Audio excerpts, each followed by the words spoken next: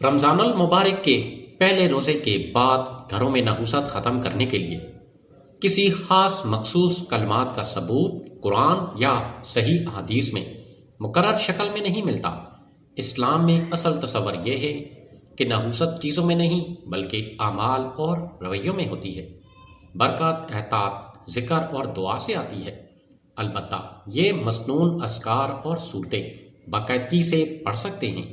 Number 1 سورۃ الفاتحہ، number 2 آیت الکرسی، نمبر 3 سورۃ بقرہ کی آخری 2 آیات، نمبر 4 سورہ اخلاص، فلق اور ناس 3 بار، نمبر 5 درود ابراہیمی، نمبر 6 استغفر اللہ ربی من کل ذنب واتوب الیہ، نمبر 7 یہ دعا۔